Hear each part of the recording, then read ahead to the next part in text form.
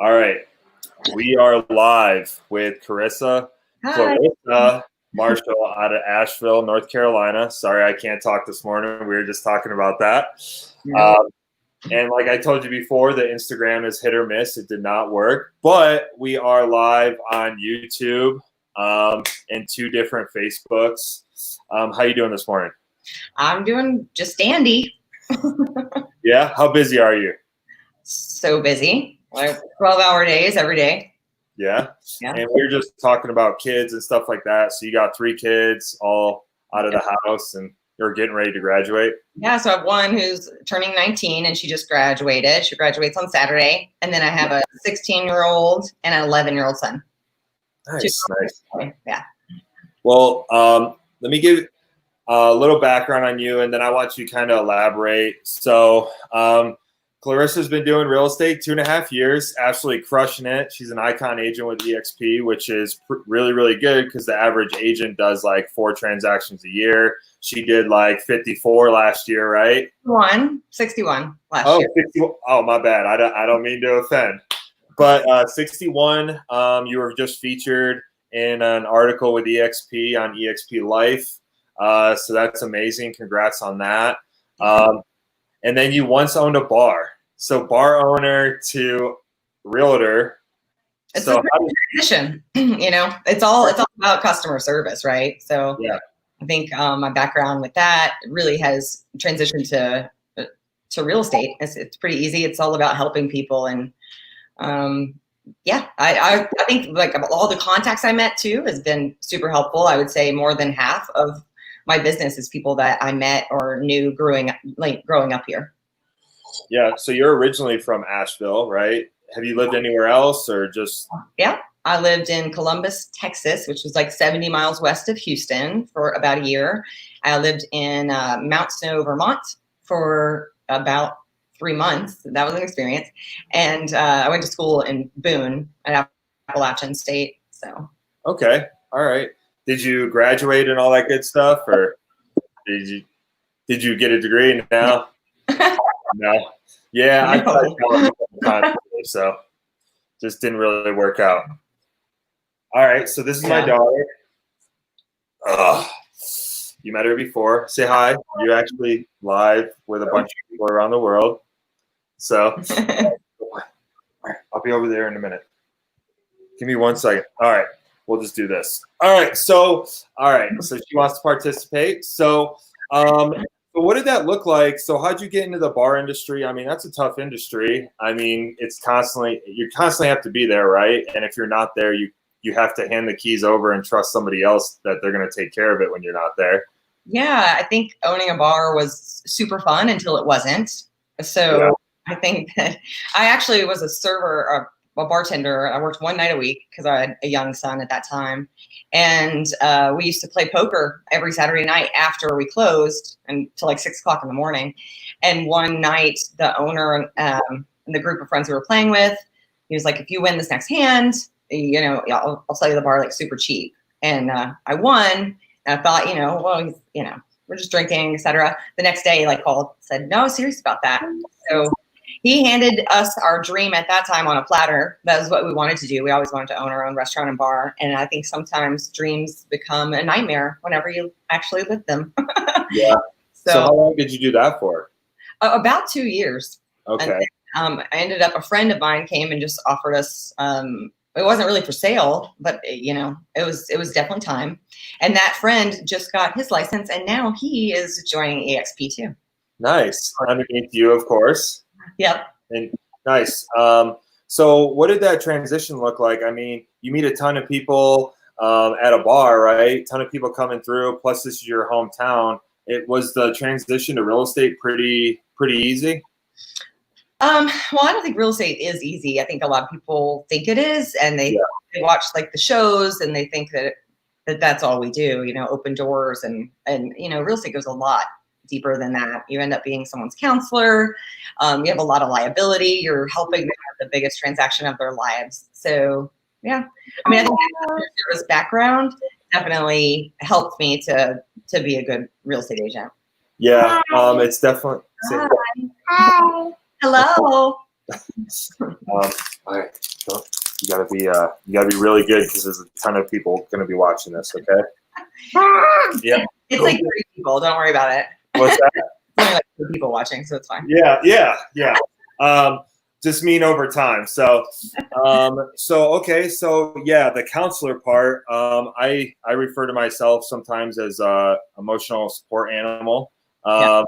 You know, I don't mind it though. So if any of my clients are watching, it's totally cool. It's part of the job. Yeah. So what did your first year look like? Were you with EXP out starting out, or where were you at? No, I was with Keller Williams. I started Keller Williams because my little brother has been a realtor since he was 18 years old. He lives in Manhattan, New York. Okay. And he was Keller Williams, he was the team leader in Manhattan at that time. And so I joined up under him and as an individual agent. It was a struggle. You know, I definitely wasn't prepared for work. I wasn't prepared. So I did that on my own, and I sold like 7 homes from July until about April. And then I joined a team, and my team leader left Keller Williams and went to EXP. Okay. So that's how I landed at EXP. I didn't really care, right? I just, you know, so I was a listing agent for her from April until September 1st of 2018. And then ironically, my little brother, guess who just joined EXP under me in Manhattan with his team. Does he have a team out there and everything? Yeah, so he was an indie brokerage because he had ended up leaving Keller Williams, and he they're rocking it out. They did 474 transactions last year, so amazing team there in Manhattan. So shout out to Josiah. Nice, congrats. Your organization is growing. Yeah, No, hey, you gotta be quiet. All right. So, as your organization grows, what does that kind of look like? Are you managing them? Because a lot of people think like, oh, you're bringing a new agent on. I have to like babysit them, or I have to manage this team out in New York. What does that look like for you? Is it kind of just... He's been doing real estate longer than I have, right? Yeah. So, you know, he's got that. I do have about 20 agents under me here in Ashville, though. Are new agents. So I teach at the real estate school sometimes. And so, yes, I mentor them. I'm the mentor for several of them. But I've kind of capped my limit on mentors right now, mentees. So finding those requests. Yeah, it's a little crazy. Yeah, it's very crazy, you know. Yeah, I'm trying to manage so my transactions, and then obviously helping them, the mentees, and after these next 2 I have, I'm just gonna kind of, because we got like 4 new people coming on our team, and they're all new agents. So I just want to just focus on that because it's crazy. But I want to get into, you told me something pretty incredible when we were talking over Facebook. You're carrying 31 listings right now. I think so. I'm not sure. Last week, I think 7 went under contract, like 3 in one day. It's just been, the market here has been incredible for me. Several listings I took last week, out of the 4, 3 went under contract immediately. 2 of them were, multiple offer situations. So the market here is just rocking and rolling. Still a seller's market for sure. Yeah. So what did you do to get all those? Like, drop some nuggets on us, right? Because how do you just go from, like, what does the average realtor do? Like 4 to 6 transactions a year. I think 6 would be stretching it, right? Around the nation. What did you do to get that? Because I thought I was impressed by myself when I had 3, so. Well, I think the old adage that like the harder you work, the luckier you are. I work really hard. I treat my clients with the utmost respect and customer service. And then you start to get a referral basis, right? So then it's like, people. I also partnered recently with another realtor here in Asheville who left her brokerage. She kind of quit real estate. She's been doing this for a while, very successful. And I've gotten all of her referrals. So that's also been a source of business. So referrals and people that I've worked with before are truly the backbone of my business and where it all comes from. So what is your, like, I know every day in real estate is completely different, right? It's like curveball. Yeah. But if you could describe or kind of explain what your day looks like. All right, so you wake up, jump on a live Zoom with Andrew Vos and his kid. What's next? Today I have a lunch with a friend, which is fun. And then I have a listing appointment. I've got a new listing coming on today, actually. Got to get that on the matrix. And I've been training. So I'm training my new buyer agent, Tori Clark. Woo, we're forming a team. And training my admin, my assistant. So it's a lot of training right now. And it's tough. I'm a spaz. I'm a total spaz. But sometimes you have to like slow down to speed up. And that's where I'm at right now. So you're building a team. What is a lot of people ask, like, what does a team look like at EXP, right? Because I just had the conversation, I think yesterday or the day before. They were like, hey, what does it look like? Do you guys have to open your own market center, all that good stuff? And I'm like, no. So no liability, barely any overhead. And if you have overhead, that's basically your choice, right? It's not like, hey, here's $100,000 overhead, by the way, just to come into our company. What does it look like here? So for us, I mean, honestly, like I said, this is all new to me. So I'm kind of like just figuring out as I work along. But like, for example, right now I have 9 referrals out to other people where I'm just not taking any new buyers right now. So, and then someone said to me, like, why are you doing that? I'm like, because they're paying me a 50% referral. They're like, you need to build a team because that's foolish, because those people later on will be, again, repeat business. Yeah. But I didn't want to build a team, I don't know, for a long time. But it's gotten to the point where like it's the breaking point. It's either build one or like, I don't even know. So pretty much Tori's been driving me around and I'm able to work in the car, which is great.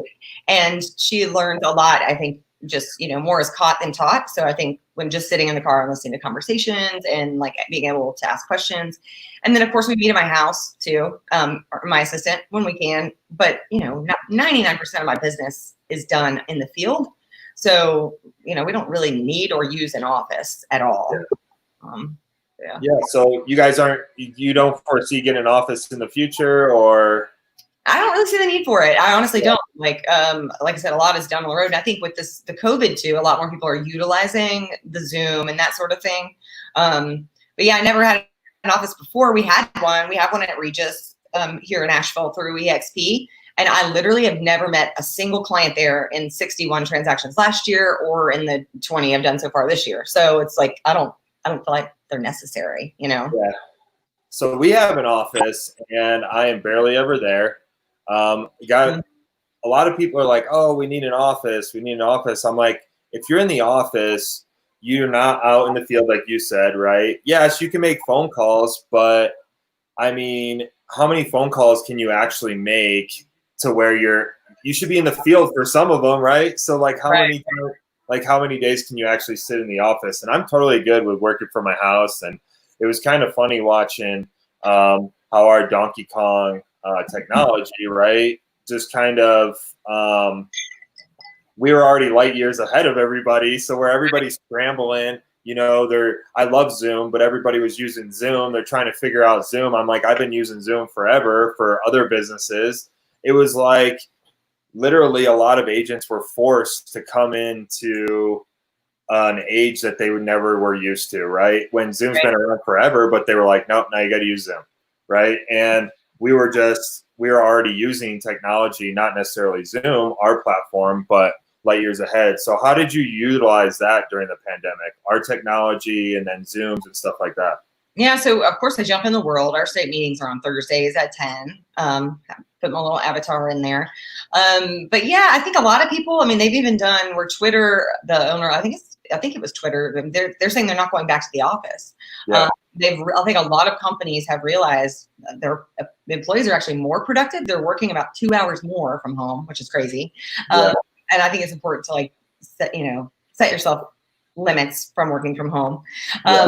But yeah, I think using EXP technology, I love it. Like we had the big shareholders event. I don't know if you went, but I was able to speak to a group of agents with an icon panel, give a whole thing in the world with PowerPoint. It's such a neat platform and technology that we have at EXP. I love it. Were you, all right, so icon, when you joined EXP, was icon on your radar? Were you like, I need to go get that? Or did it kind of just happen naturally? Well, I was on a team, right? So I was on a team, so that wasn't a possibility for me. But what's funny is when I onboarded, I didn't know that they had onboarded me as an individual agent So I was paying the full cap in, even though I was only making 25% of the 3% on the team. Yeah. And when that person left the team and I went as an individual agent, I realized, I was like, why am I, not capped? Like, what's going on? And they spoke with me and they're like, oh, well, you should have been, we can fix this. And I was like, no, I want to go for Icon. So I had to work like 14 times as hard to get to Icon. And on the very last day before my cap reset, I closed 3 transactions and it was exactly the amount I needed to hit Icon. So that was really like, I cried that day. And then interesting, that was in April of 2019. And then I hit Icon again in October of 2019. So I actually got it twice in 1 year because the way the cap resets. Nice. Yeah. So you're a double Icon then. Yes, and I'm about to be again. Once I cap this year, I'm hoping to do it again by October to be 3 times Icon. So nice. 3 times in 2.5 years. That's pretty impressive. It's like not heard of. It's an anomaly. But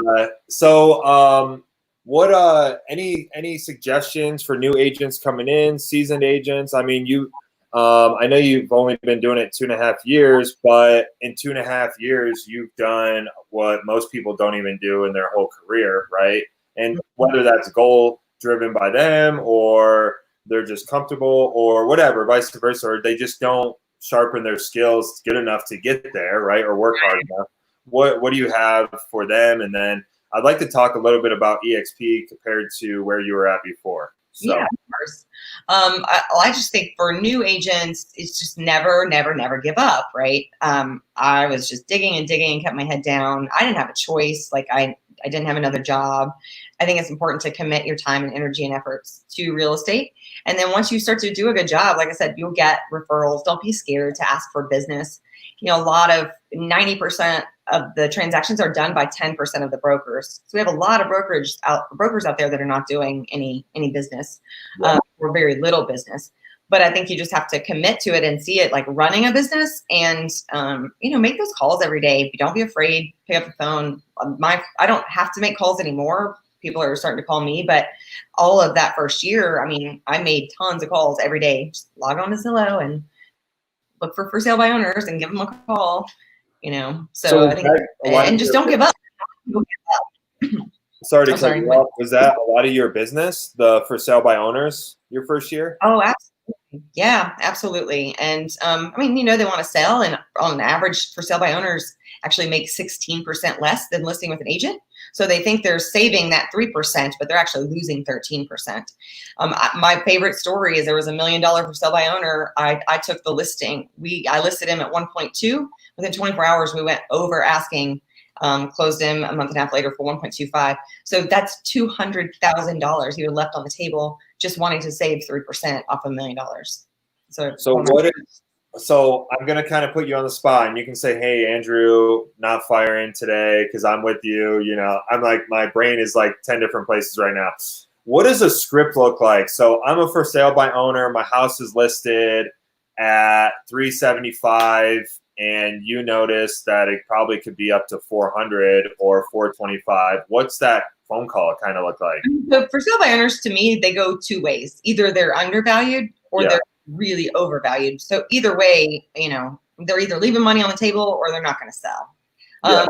But I'm real with people. I'm not a big salesperson. I like to help people, and that's where I come from, a place of value. I never call for sale by owners and tell them I have a buyer unless I do have one. Sometimes I do have one. But I just would I'd like to know what's going on in the market. May I stop by your house and see how I can help you? And, I'm myself and tell the truth and do the right thing. And the thing I think for sale by owners is follow up within a month, within 30 days, 90% of for sale by owners will list with a realtor. So why not you? So you don't use any programs to get the for sale by owners. You literally were just sitting on Zillow, looking up for sale by owners, calling them every day. Spent $0 doing that. So nice. Yeah.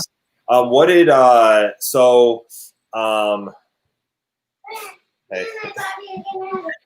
I love Barbies too, so you're good. What was I gonna say? I do pay for Zillow now, but I didn't use okay. I do, and I don't take any of those leads though. I give them to my referral partners. But I've had a wonderful ROI with that, 150% last year our return on investment for Zillow. But again, that's buyers, and I love sellers. I love all people. My team loves buyers, to work with buyers more. I think that a lot of times either you prefer to work with sellers or buyers. And I don't, it's not that I don't take buyers, but I'm just they take up a lot of time, right? So I think you kind of max out at 5 active buyers, whereas listings you can have inevitable because all the work's done up front, you know? Yeah. And I mean, that's a lot of people's goal, right? Get to a listing agent, become a listing agent, you know, get the listings, and kind of once you develop that team, pass the buyers off to your buyer specialist or buyer's agents, whatever. Well, they can do a better job though. That's the thing. So I'm not, you know, I think there's a personality type, and I think, you know, I do love all clients, but I think that sometimes my team I'm not the most like patient person. I'm really spastic, and maybe I'm not a good fit for that buyer. My personality doesn't match. So that's why I have my little team. Yeah. And that's kind of, so I have a partner, Tess Gascon. So we work with both right now, right? Because I'm a pretty new agent, a year and a half in. I'm going for Icon this year, so hopefully you're gonna do it. I'm gonna do it. I won't I think I'm only like, after everything closes, I'm like 9 or 11 transactions away, and I cap my anniversary is in October. So awesome. So I should be good. But yeah, right now we work with buyers and sellers. But yeah, we're kind of transitioning to her and I taking a lot of the listings and then just splitting the buyers that come through our referrals and handing them off to the team and all that good stuff. So besides Zillow, what other systems do you guys use? So I definitely use KV Core. I don't use it. I haven't spent any money on it, but I would say, you know, $2 million last year was straight from KV Core. And it's a great tool that EXP provides. So a lot of agents are familiar with Boomtown or Sync. So it's kind of like that. And we get that for free, and it's amazing. So $2 million of my business came from something that my company provides. My website's clarissasellswnc.com. Go check it out. Yeah. So we actually spend money through KV Core, and we do the Facebook leads. And off like $1,500 that we've spent, we have a buy and a sell and a buy. And that's going to be like, I don't know, it's going to pay for like 2 years of leads through that if we want to just pour right into it. Yeah. So, and it's all just, you know, they're leads, right? You got to follow up to them with them, put them on campaigns, searches, stuff like that. Call them, you know, 10 days of pain type deal, which I'm not very good at. Just call until they like say, hey, if you call me again, I'm calling the cops. I'm like, all right, I'm done. You know? That's what I do. I call people until I get a quit calling me, or until they decide to list or buy with me. It's a good motto to have. So I know you're crunched on time, and I have to chase a 5-year-old around here in a minute. But I want to hear. So again, I appreciate your time, but I want to hear like what's the difference between EXP? Why are you still here versus going back to your old brand and stuff? Well, not your old brand, your old company, because you are the brand. I'm the brand, right?